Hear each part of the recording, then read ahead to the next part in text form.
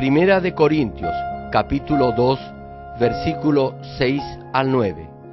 Sin embargo, hablamos sabiduría entre los que han alcanzado madurez, y sabiduría no de este siglo, ni de los príncipes de este siglo que perecen, mas hablamos sabiduría de Dios en misterio, la sabiduría oculta, la cual Dios predestinó antes de los siglos para nuestra gloria, la que ninguno de los príncipes de este siglo conoció, porque si lo hubieran conocido, nunca habrían crucificado al Señor de gloria.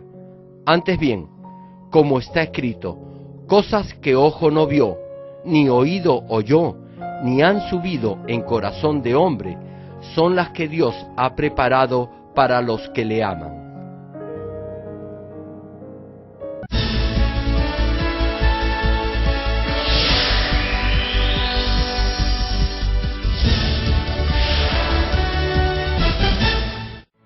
El predicador, reverendo Gerald Lee, antes de conocer al Señor, sufrió por 7 años de diversas enfermedades, pero un día llegó a conocer a Dios y fue inmediatamente sanado de todas sus dolencias.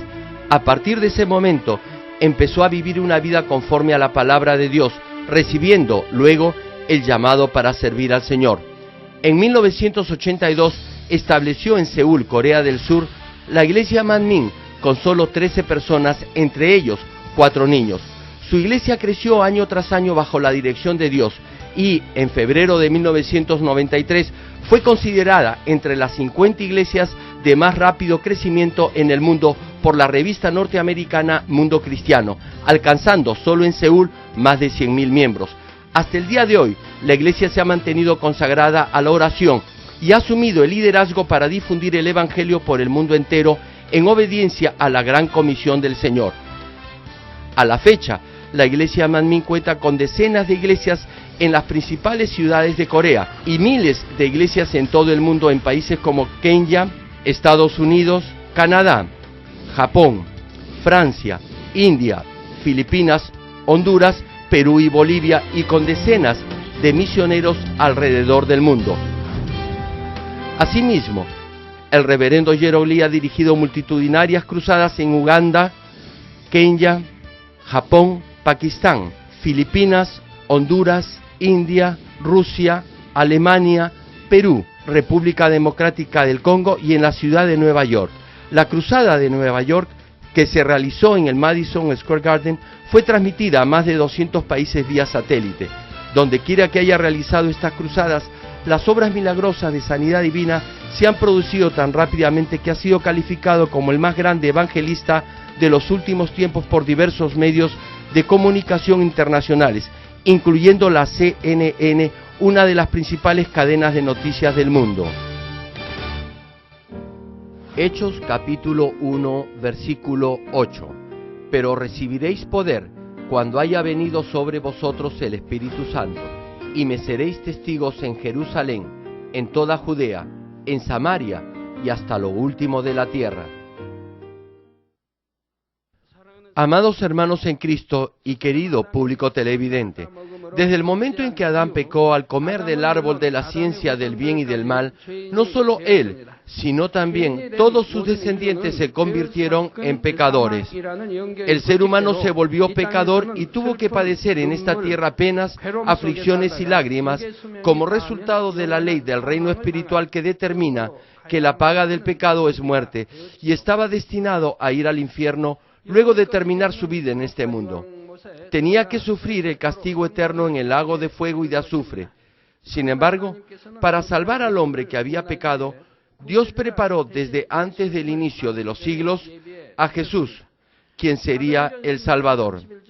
Como está escrito en Hechos capítulo 16, versículo 31, cree en el Señor Jesucristo y serás salvo, tú y tu casa. Dios abrió el camino para la salvación de todos aquellos que creen en Jesucristo, para que así puedan escapar del castigo del infierno y entrar al reino de los cielos. Sin embargo, cuando uno predica el Evangelio, algunas veces la gente le pregunta, ¿por qué tenemos que ser cristianos si hay otras religiones? ¿Acaso no basta con vivir una vida buena y bondadosa aun cuando no creamos en Jesucristo? O algunos otros dicen, hay muchos grandes hombres en la historia. ¿Por qué es Jesucristo el único Salvador? ¿Puede usted responder a todas estas preguntas? Juan capítulo 14, versículo 6 dice, Jesús respondió, yo soy el camino y la verdad y la vida. Nadie viene al Padre sino por mí. También, en Hechos capítulo 4, versículo 12, se cita, y en ningún otro hay salvación, porque no hay otro nombre bajo el cielo dado a los hombres en que podamos ser salvos. No importa lo mucho que uno crea que vive una vida buena y bondadosa, aún así sigue siendo un pecador que tiene pecado original y que ha cometido pecados propios. Por eso no podrá evadir el castigo de la muerte, que es la paga del pecado. Podemos ser salvos únicamente creyendo en Jesucristo y creyendo también que Él es el único calificado para llegar a ser el Salvador de acuerdo a la ley del mundo espiritual. Entonces, ¿cuáles son las condiciones para llegar a ser el Salvador? Esta es la octava prédica del mensaje de la cruz. Y continuando con la última prédica, les explicaré por qué solamente Jesús pudo ser nuestro Salvador. Espero que, a través de este mensaje, puedan llegar a edificar su fe sobre la roca de la palabra. Oro igualmente en el nombre del Señor para que puedan dar testimonio a muchas personas que Jesucristo es el Salvador y así puedan guiar a numerosas almas al camino de la salvación. Amigos, no cualquiera puede llegar a ser el Salvador y liberar al hombre que ha caído en pecado. El Salvador debe estar debidamente calificado conforme a la ley espiritual. Podemos hallar estas condiciones en la ley de la redención de la tierra, que es la ley que Dios dio al pueblo de Israel. Esta ley establece que la tierra cedida al pueblo de Israel pertenece a Dios, por lo que no puede ser vendida a perpetuidad. Incluso si el dueño del terreno se empobreciera y vendiera la propiedad, el pariente más cercano podría redimirla, pagando el precio en sustitución del dueño original. Cuando el primer hombre, Adán, desobedeció el mandamiento de Dios y pecó, la humanidad fue entregada al diablo como paga por ese pecado. Al igual que la tierra, el hombre no podía ser vendido o entregado a perpetuidad porque fue hecho del polvo de la tierra y pertenece a Dios. Si alguien que tuviese las condiciones del Salvador viene y paga el precio de los pecados del hombre, el diablo tendría que liberar al que una vez le fue cedido debido a sus pecados. La primera de estas condiciones es que el Redentor debe ser un hombre. En la ley de la redención de la tierra de Israel, el Redentor tenía que ser el pariente más próximo al dueño original. De la misma manera, aquel que puede pagar el precio de los pecados de la humanidad tiene que ser un pariente del hombre, que tenga espíritu, alma y cuerpo. Es decir, no puede ser ni un ángel ni un animal, sino solo un ser humano. Por eso Jesús, aun siendo el Hijo de Dios, vino a este mundo como hombre de carne y huesos. La segunda condición del Salvador es que no debe ser descendiente de Adán. Todos los descendientes de Adán nacen con pecado original. Aun si la persona que hubiese vendido su tierra tuviera un pariente cercano, si ese familiar fuese también pobre, no podría redimir la tierra. De igual forma, los descendientes de Adán nacen con el pecado original y están destinados a ir al infierno debido a que también son pecadores, por lo que no pueden redimir a otros de sus pecados. Solo Jesús fue el único hombre que no fue descendiente de Adán. Esto es, porque no fue concebido por la unión del espermatozoide con el óvulo, sino por el Espíritu Santo con el cuerpo de la Virgen María. La tercera condición para llegar a ser el Salvador es que debe tener el poder para vencer al diablo. Para salvar a los prisioneros de guerra en una batalla, deben contar con el suficiente poder para vencer al enemigo y traer de regreso a los cautivos. En el reino espiritual, el poder reside en no tener pecado. Después de Adán, todos tuvieron que someterse al diablo y a Satanás, puesto que todos son pecadores que tienen pecado original y que han cometido pecados personales.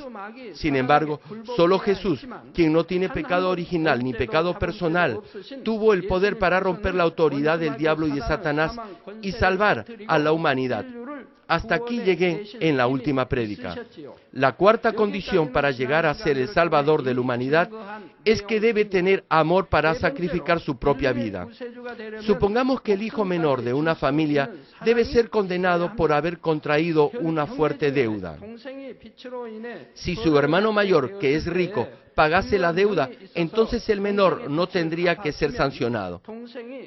No obstante, aun si el hermano mayor fuese muy rico, no serviría de nada si no amara a su hermano menor. Tan solo ignoraría el problema de su hermano diciéndole: he trabajado tan duro para hacer esta fortuna, ¿por qué debo de pagar tu deuda? Sin embargo, si el hermano mayor amase a su hermano, aceptaría pagar su deuda aun cuando él mismo tuviese que afrontar una gran pérdida. Sucede lo mismo con la ley de la redención de la tierra. Es decir, cuando alguien se empobrecía y vendía su tierra, debía tener un pariente cercano rico que reuniera las condiciones y el poder para redimir la propiedad. No importaba lo rico que pudiera ser ese familiar. Si no tenía amor para redimir la tierra, la propiedad no podía ser redimida. Solo cuando el pariente tenía el suficiente amor para ayudar, se podía llevar a cabo la redención de la tierra. Encontramos este caso en el capítulo 4 del libro de Ruth. Una mujer llamada Noemí se empobreció y tuvo que vender su tierra. Sin embargo, su pariente más cercano rehusó redimir su tierra debido a que no quería sufrir pérdida en su patrimonio. Sin embargo, otro familiar, Booz, tuvo amor y redimió la propiedad de Noemí para ella. Si Booz no hubiese sentido amor, también hubiera podido rehusar redimir la tierra. Sucede lo mismo para redimir a la humanidad de sus pecados. Como ya hemos visto, solo Jesús reunía las tres condiciones para redimir a la humanidad de sus pecados. Nació como hombre, pero no fue descendiente de Adán, por lo que no tuvo pecado original. Puesto que no tuvo pecado original, ni había cometido ningún pecado personal, tenía el poder espiritual para salvar a los pecadores del diablo. No obstante, si Jesús no hubiese tenido amor, no hubiera podido redimir al ser humano de sus pecados. Y es que para llegar a ser el Salvador y redimir al hombre de sus pecados, Jesús tuvo que hacer un inmenso sacrificio. Para convertirse en el Salvador, tenía que sufrir la pena de muerte en lugar de los pecadores. Más aún, Él tenía que ser crucificado derramando toda la sangre y agua de su cuerpo como el más atroz de los criminales. En este mundo hay numerosas formas de ejecutar a los criminales. Sin embargo, para redimir a la humanidad de sus pecados, el Salvador no podía ser simplemente ejecutado. De acuerdo a la ley espiritual, el Salvador debía ser colgado en un madero y derramar su sangre. Gálatas capítulo 3, versículo 13 dice: Cristo nos redimió de la maldición de la ley, hecho por nosotros maldición, porque está escrito: maldito todo el que es colgado en un madero. La maldición de la ley se refiere aquí a la ley espiritual enunciada en Romanos capítulo 6, versículo 23, que determina que la paga del pecado es muerte. Conforme a esta ley espiritual, la maldición de la ley llamada muerte vino para el hombre pecador. En consecuencia, la forma de liberar a la humanidad de la maldición de la ley tenía que estar de acuerdo con las normas del reino espiritual. Es decir, conforme a la ley espiritual, el Salvador tenía que ser colgado en un madero en el que debía ser crucificada la humanidad bajo maldición. Sucede lo mismo con el derramamiento de la sangre que con la muerte en la cruz. Levítico capítulo 17, versículo 14 dice: porque la vida de toda carne es su sangre. No comeréis la sangre de ninguna carne, porque la vida de toda carne es su sangre. También Hebreos capítulo 9 versículo 22 cita: y casi todo es purificado según la ley con sangre, y sin derramamiento de sangre no se hace remisión. El hombre perdió su vida eterna debido al pecado. Por cierto, respiran y parecen tener vida en tanto viven en este mundo. Sin embargo, perdieron la verdadera vida y ya no pueden vivir eternamente. Espiritualmente, sangre es lo mismo que vida. Por lo tanto, solo con el derramamiento de la sangre del Salvador puede ser perdonado el hombre de sus pecados y tener de nuevo vida. Por supuesto, el pecado del hombre no puede ser perdonado derramando cualquier tipo de sangre. Como ya les compartí, la sangre que puede redimir al hombre de sus pecados tiene que ser la sangre de una persona sin pecado. ¿Por qué? La vida está en la sangre y, en consecuencia, la sangre no debe contener ningún pecado en ella. Un hombre que fuera inocente, sin mancha y sin la naturaleza pecaminosa de derramar su sangre. Sin embargo, ¿por qué desearía una persona sin pecado morir por otros de una manera tan miserable y cruel? El tormento de la cruz es el más cruel de todos los sufrimientos. Además, Jesús estaba hambriento. Había sido interrogado aquí y allá toda la noche. Incluso los sirvientes le escupían y golpeaban. Recibió todo tipo de maltrato. Fue menospreciado por los escribas, los sumos sacerdotes y por los sacerdotes que se suponían conocían y sabían muy bien de Dios. Fue sentenciado a muerte, fue azotado desnudo. Cuando recibí la revelación de este mensaje de la cruz, el Señor en una ocasión me explicó acerca de esos azotes. La punta del látigo era muy afilada. Y cuando los muy bien entrenados soldados romanos lo azotaban, todo el azote se envolvía completamente en su cuerpo. Además, aquellos soldados eran muy eficientes a la hora de tirar del látigo. Cuando lo hacían, lo jalaban de tal manera que salían junto con el látigo partes de carne. Entonces, todos los huesos quedaban expuestos. Jesús fue brutalmente azotado por todo su cuerpo, de esta manera. También llevó la corona de espinas en su cabeza. Fue clavado en sus muñecas y pies y derramó toda su sangre. Luego fue colgado en la cruz. Tuvo que permanecer allí por muchas horas con un calor insoportable. ¿Se imaginan lo extenuado y cansado que debe haber estado? No había podido dormir. Estaba hambriento. Y lo habían escarnecido y ridiculizado, y además lo habían sentenciado a muerte. Tuvo que llevar una pesada cruz hasta el Gólgota. Muchos se burlaron de él. Y luego fue traspasado en su costado con una lanza y perdió toda la sangre y agua de su cuerpo. Este es el sufrimiento de la cruz que tuvo que soportar. Únicamente haría tal sacrificio una persona que amara a los demás más que a sí mismo y que estuviera dispuesta a soportar todo tipo de dolor y sufrimiento para salvar a otros. Nuestro Señor Jesús tuvo esta clase de amor por usted y por mí. La crucifixión que Jesús sufrió era el medio más cruel de ejecución en aquellos días, y el dolor que soportó sobrepasa nuestra imaginación. Si Jesús no nos hubiese amado, podría haberse quejado, podría haber pensado, ¿qué clase de pecado he cometido para que tenga que llevar la cruz por esa gente? Oh, ¿por qué debo de soportar este dolor debido a esos pecadores? Y podría haber rehusado llevar la cruz. No obstante, Jesús en silencio tomó el camino del sufrimiento y derramó su sangre hasta morir en una miserable cruz de madera, porque Él nos amó, a usted y a mí.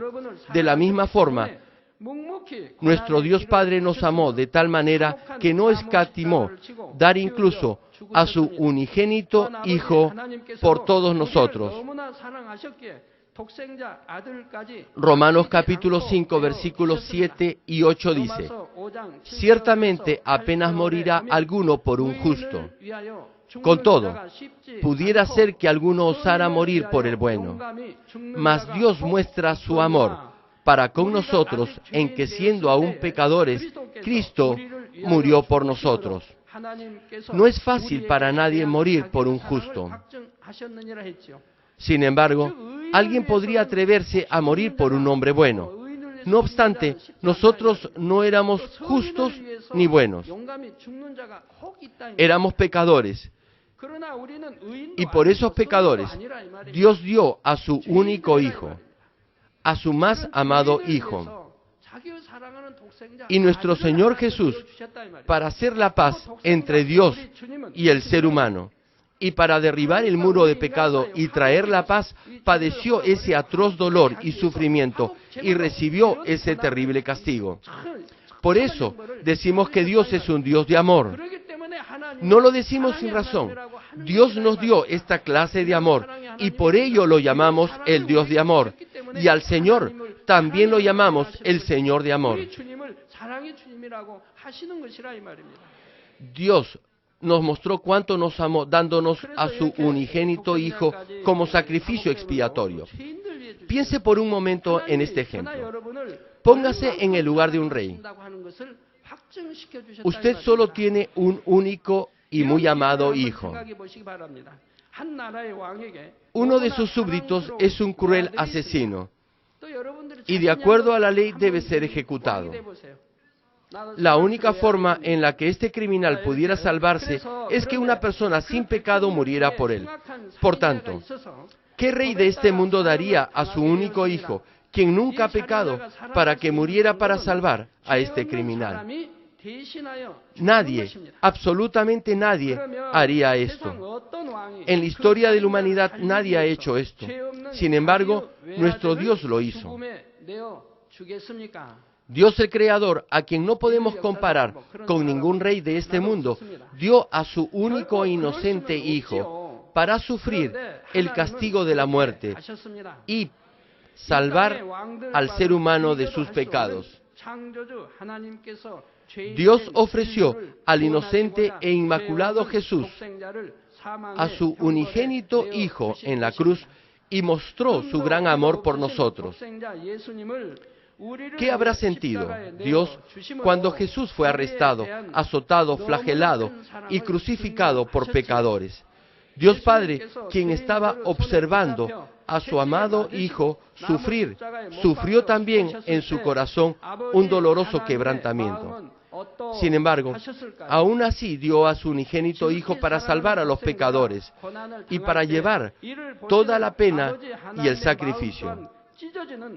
No hay nadie quien pueda dar esta clase de amor por los pecadores de este mundo. Por cierto, aunque es muy raro, hemos oído algunas historias conmovedoras de personas que sacrifican sus vidas por el bien de un pueblo o por aquellos a quienes aman. La pregunta es, ¿cómo es la generación de hoy en día? La semana pasada oí que en las noticias habían informado que un niño fue abusado por sus propios padres. Tan solo piensen en esto. ¿Cómo alguien puede abusar de su propio hijo a quien trajo al mundo? He escuchado muchas cosas de hermanos de la iglesia, sus opiniones sobre este asunto. Hay también diversas formas de abusar de un niño. Algunos padres matan de hambre a sus hijos por varios días, incluso a bebés de 2 o 3 años de edad.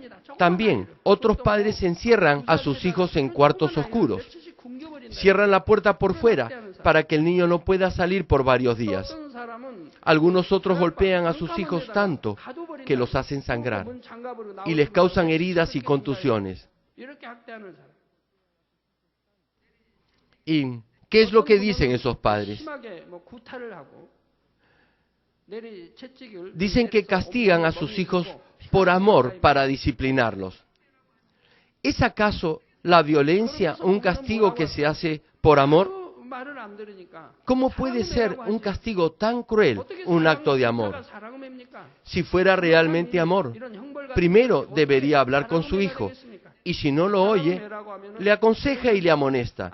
Y cuando no le queda otro camino que el castigo físico, debe explicarle antes a su hijo por qué lo hace, y solamente así podrá castigarlo de esa manera, diciéndole que se corrija. Como el niño no tiene la suficiente fuerza de voluntad para corregirse, usted puede castigarlos físicamente. Pero primero debe de orar y luego viene la corrección. Si tan solo usa la violencia y dice que los castiga por amor, ¿será eso acaso verdad?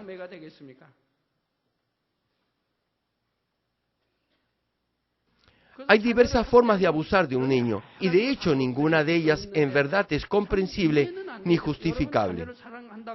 Si ama a su hijo, lo podrá entender. ¿Cómo pueden algunos padres hacer esta clase de cosas? Sin embargo, es cierto.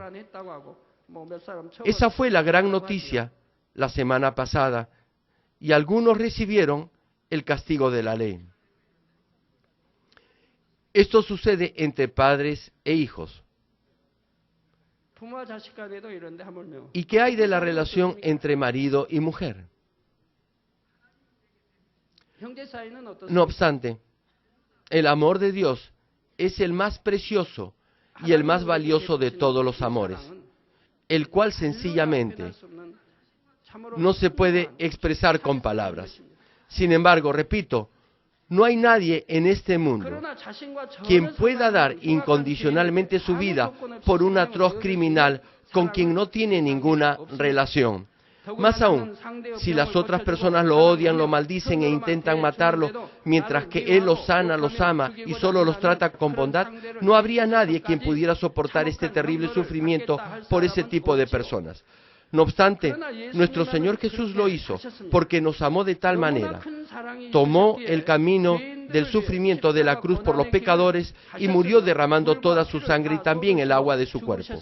Amigos y hermanos, Primera de Juan, capítulo 4, versículo 10 dice, en esto consiste el amor, no en que nosotros hayamos amado a Dios, sino en que Él nos amó a nosotros y envió a su Hijo en propiciación por nuestros pecados. El amor de Dios Padre y del Señor no puede ser comparado con ningún otro amor en este mundo. Nosotros no amamos a Dios primero. Él nos amó primero y nos llamó. Dios siempre nos habla a través de los pastores para guiarnos al reino de los cielos. Sin embargo, muchos no lo escuchan. Ustedes han visto infinidad de obras que Dios hace en esta iglesia. Cada semana oyen y ven cosas que no son posibles para la ciencia médica, que son imposibles de hacer por el hombre, sino solamente por Dios. Lo han visto ustedes mismos. Han visto señales, prodigios y las milagrosas obras de Dios. Por eso, muchos países me invitan. Todo esto es cierto. Todo lo escrito en la Biblia es verdad. El amor de Dios Padre y del Señor no puede ser comparado con ningún otro amor en este mundo. No podemos retribuir esa gracia ni siquiera con toda nuestra vida y nuestras posesiones. Y porque llegué a conocer este amor, desde el momento en que Dios me encontró, hasta ahora he amado en primer lugar solo a Dios. Nunca he mirado para atrás, sino he vivido solo para Dios. Por eso, le he entregado incluso a mis amadas hijas. Algunas veces deseaba en mi mente que mis 3 hijas llegaran a ser pastoras. Aún desde el punto de vista humano, eso es doloroso. Si ellas no hubieran sido pastoras, si hubieran graduado en muy buenas universidades, hubieran conocido a buenos hombres y se hubieran casado. O, en todo caso, si no se casaban, hubieran llegado a ser alguien importante en la sociedad. Sé que la vida de un pastor está llena de lágrimas, de sufrimientos y de dolor. Sabiendo esto, aún así, le entregué a Dios todas mis hijas. Incluso, habiendo dado todo a Dios, aún mi tiempo, dinero, a mi esposa y a mis hijas, no hay forma de retribuir su gracia.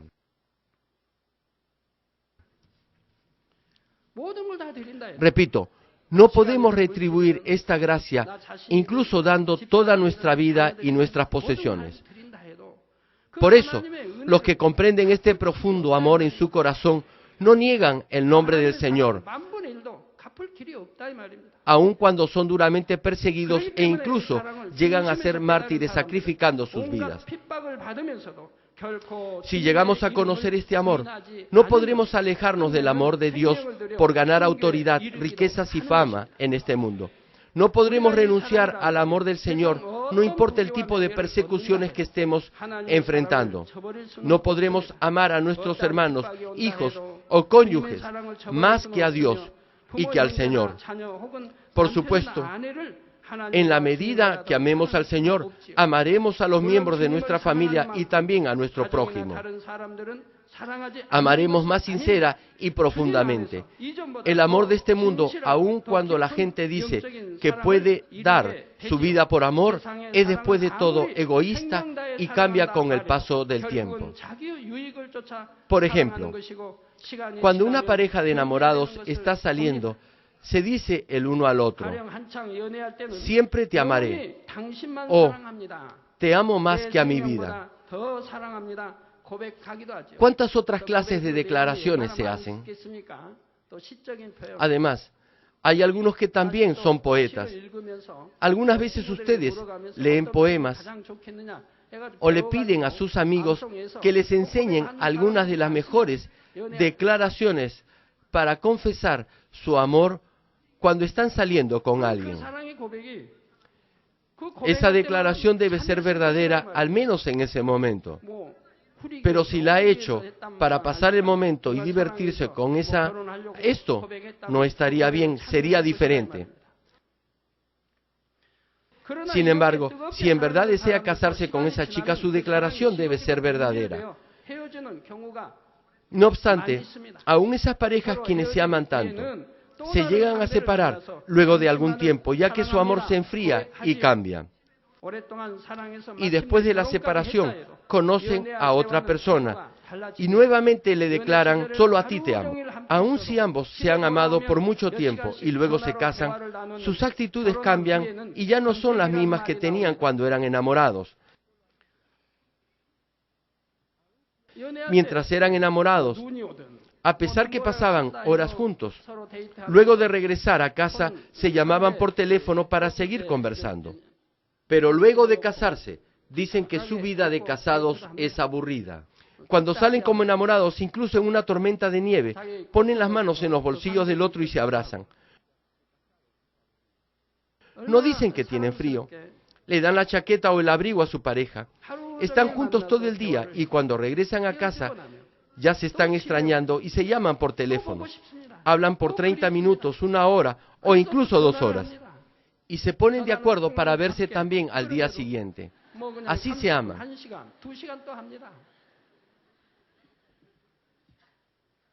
Sin embargo, luego de casarse, al poco tiempo se aburren. Es decir, ya no aman tanto a la otra persona. En algunos casos, hasta lamentan haberse casado con ella. Algunas veces dicen: debí haber esperado un poco más. Creo que me apresuré mucho. Cuando van a sus trabajos, sus colegas les dicen: la debe de estar pasando muy bien. Pero responden: no se casen tan pronto como yo.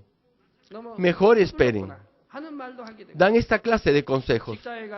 También dicen: Mejor es vivir solo. Lamento haberme casado tan pronto.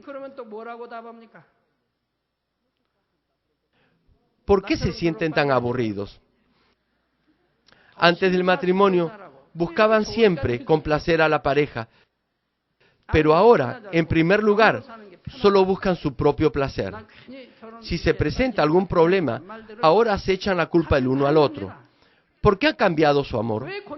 Es que no conocen la definición de amor de Dios. Amor es dar. Es buscar el beneficio del otro y no el propio. Es tan solo dar. El problema se presenta cuando esperas algo a cambio. Deseas recibir, pero no recibes lo que esperas y por eso hay conflicto. Y entonces vienen los problemas. Si amas, tan solo da. Con amor puedes dar ilimitadamente. Podrías decir, si solo doy sin recibir nada, ¿no es eso un desperdicio?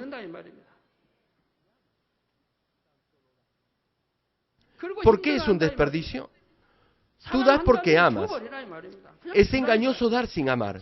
Pero si verdaderamente amas, puedes dar indefinidamente. ¿Crees que es un desperdicio dar a sus hijos lo que necesitan? ¿Le es difícil acaso amar a sus hijos? Si los padres aman a sus hijos, entonces son felices cuando les pueden dar todo lo que quieren. Son felices porque los aman. No creen que eso sea un gasto inútil. Los hijos tal vez no sean lo suficientemente maduros como para poder amar a sus padres. Sin embargo, se sienten felices cuando pueden suplir sus necesidades. No esperan recibir nada a cambio. Por eso son felices. No es un desperdicio. Si amara, tan solo daría. No trataría de obtener algo a cambio. Si las dos partes tan solo se diesen el uno al otro, las familias serían muy hermosas y espirituales. Sin embargo, aun si su cónyuge no lo hace, usted debe continuar haciéndolo.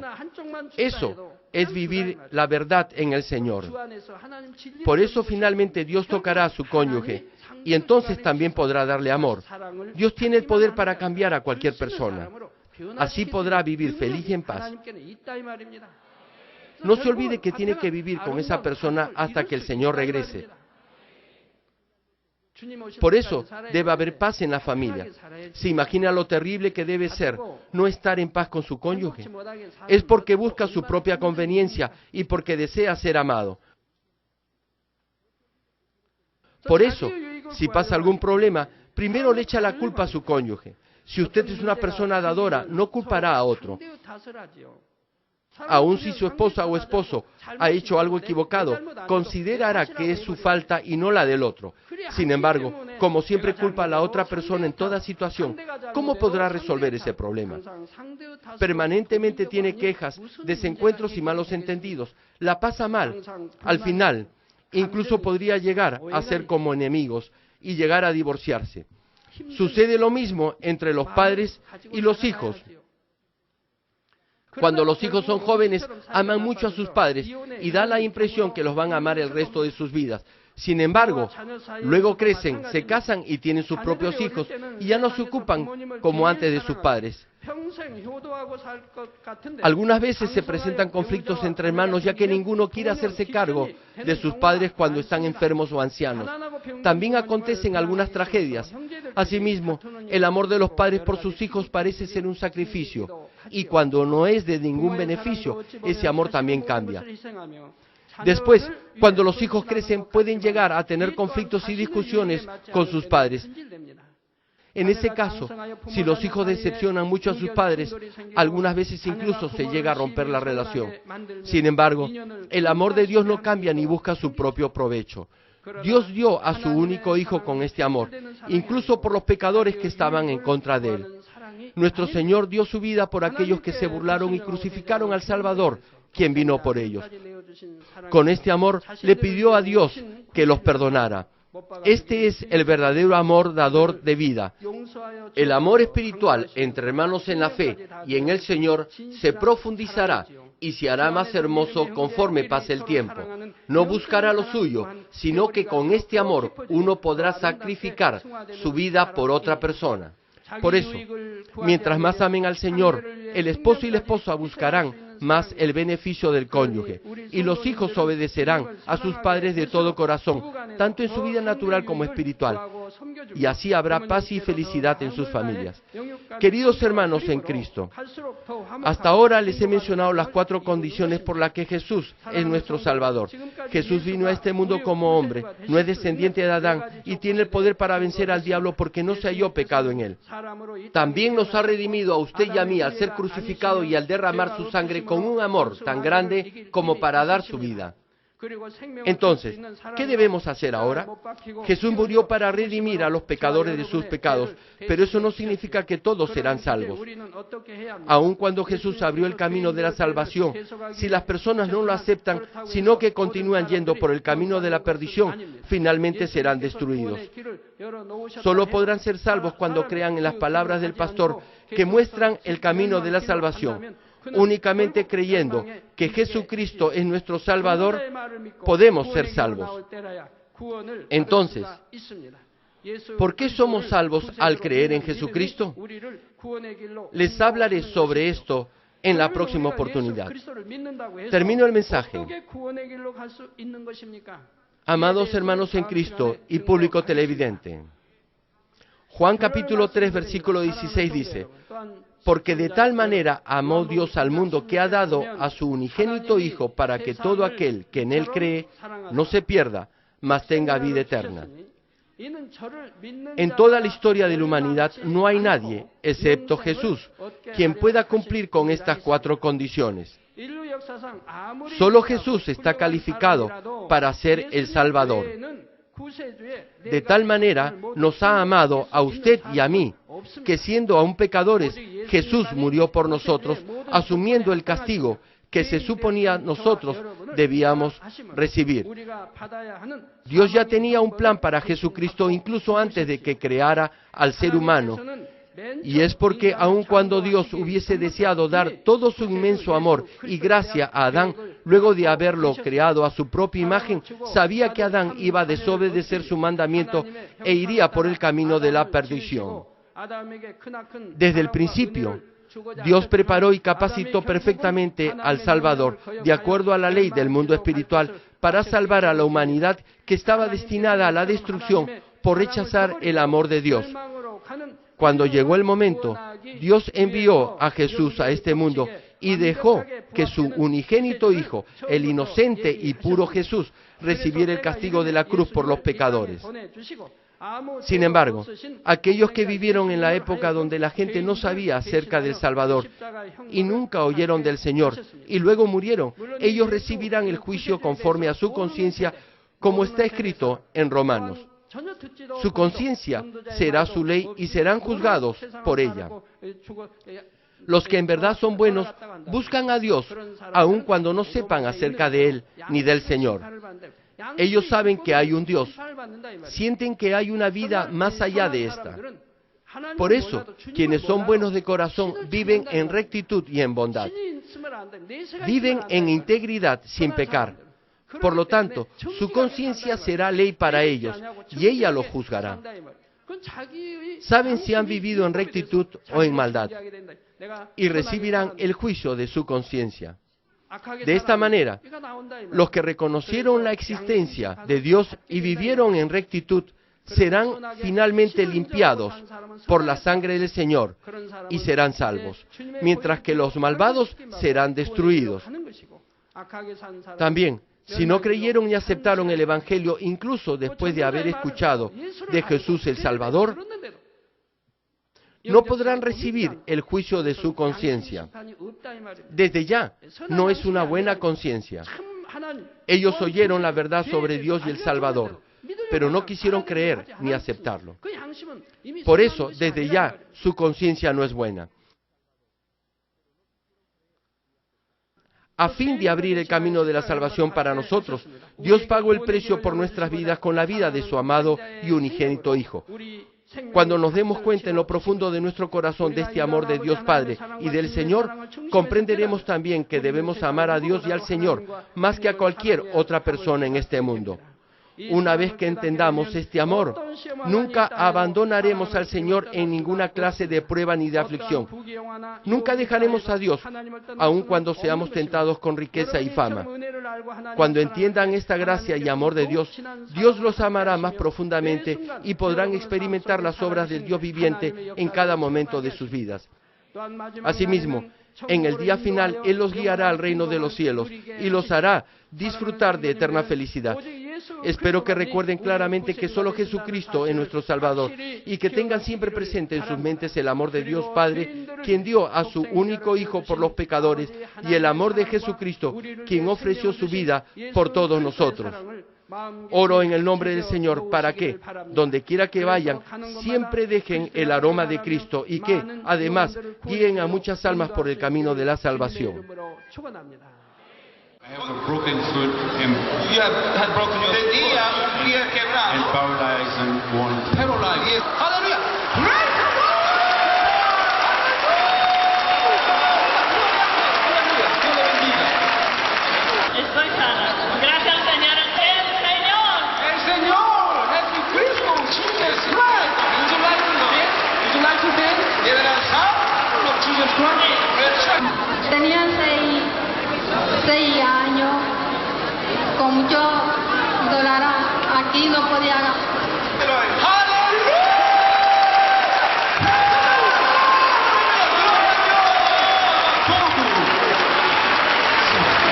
Strong chemical balance and a restoration of everything that was wrong in my body.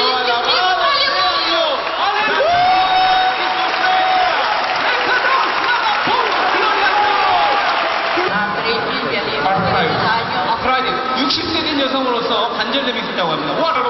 Just stand up. Would you like to walk by yourself? Walk. Camina. Walk. Salta. Turn around. Jump.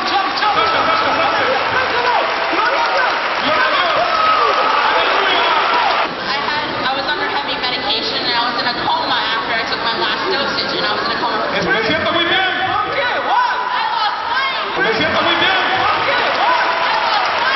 Porque he sido sanada. Soy libre. This surgery is in his knee. Completely. What happened? ¿Y qué pasó?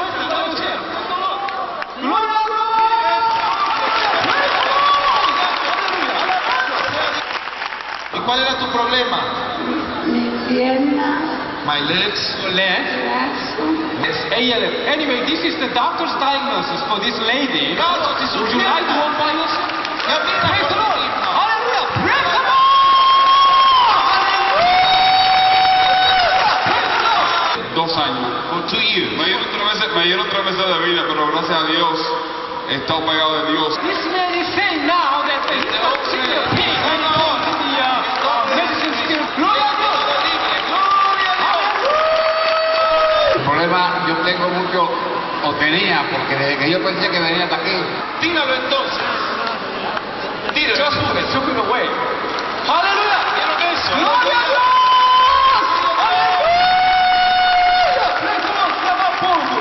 Él normalmente a esta hora de sesión, él la tenía en 350. This baby has been suffering from diabetes for the last 5 months. Praise the Lord. Hallelujah. Praise the Lord. Hallelujah. Gracias a Dios. Amen. Praise the Lord. Hallelujah. Keep going. Keep praying. Praise the Lord.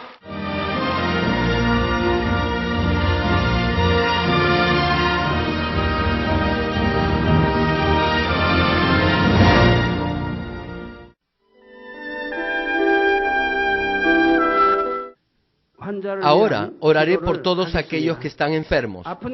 Coloquen su mano en la parte enferma o adolorida de su cuerpo y reciban esta oración por fe. Si usted no está enfermo, pero desea que ore para que Dios le conceda los deseos de su corazón, coloque su mano sobre su pecho y recibe esta oración por fe. El obrar del poderoso Dios trasciende el tiempo y el espacio, y Él obrará de acuerdo a su fe.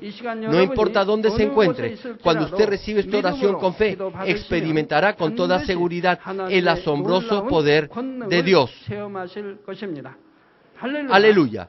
Dios Todopoderoso de amor, pon tus manos sobre tus hijos y sobre todos aquellos que están viendo y escuchando este mensaje y recibiendo esta oración a través de la televisión. Extiende tu mano, oh Dios, y manifiesta tu poder y tu obrar, que trasciende el tiempo y el espacio, en todo aquel que está recibiendo esta oración por fe en cualquier parte del mundo.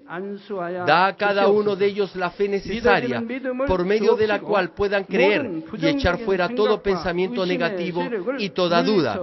Quita de ellos todas sus cargas y sufrimientos. Quema por el fuego del Espíritu Santo y limpia con la sangre de nuestro Señor Jesucristo desde la cabeza a los pies, las vísceras y los intestinos, cada coyuntura y todo nervio, tejido y célula. Manifiesta el poder más alto de la creación. Yo ordeno en el nombre de Jesucristo al enemigo, el diablo y Satanás, a toda enfermedad, virus y bacterias y toda debilidad, fuera. Toda enfermedad contagiosa, fuera. Toda enfermedad terminal endémica sea quemada por el fuego del Espíritu Santo.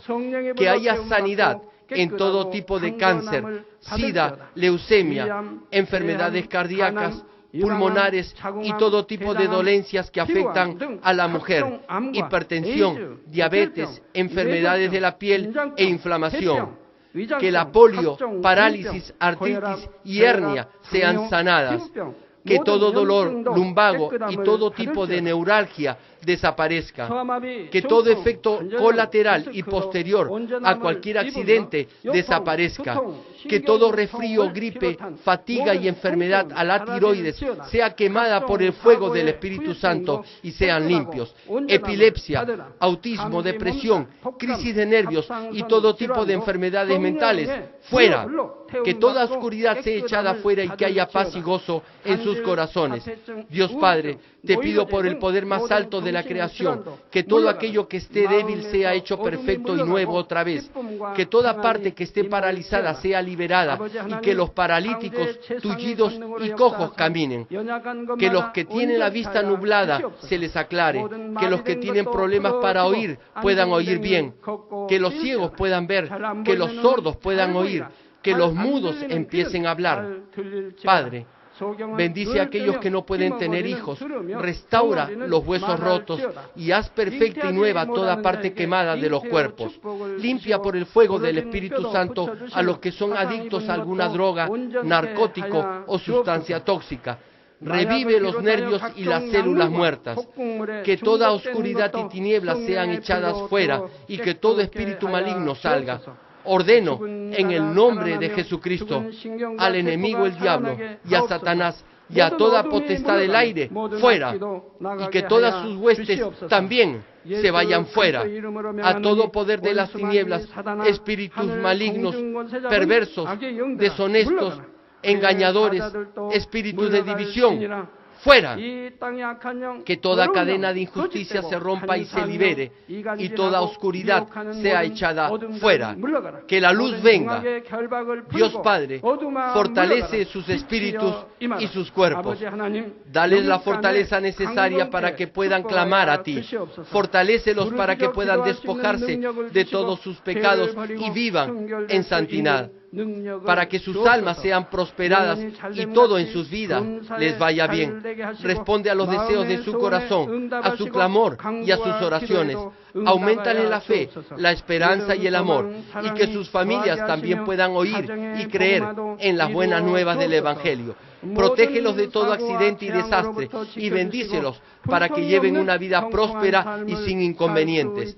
Protege a todos tus hijos en sus hogares, trabajos y negocios con el muro de fuego del Espíritu Santo y con los ojos del Señor que son como fuego resplandeciente. Bendícelos en su entrada y en su salida y en todo lugar a donde vaya, y bendícelos para que puedan prestar a muchos y nunca pedir prestado. Dale sabiduría sabiduría y entendimiento, y que sean llenos del Espíritu Santo. Da a todos los ministros y obreros del Señor la habilidad para llevar a cabo bien sus deberes y tareas, y que haya también un gran avivamiento en cada iglesia. Guía a tus hijos para que puedan darte gloria en todo lo que hagan en sus vidas. Manifiesta tus obras para que con sus labios puedan testificar: lo he conocido a Dios, Él me ha respondido, Él me ha protegido y he sido bendecido por Dios. Dios Padre, te doy gracias, toda la gloria sea para ti. He orado en el nombre de nuestro Señor Jesucristo. Amén.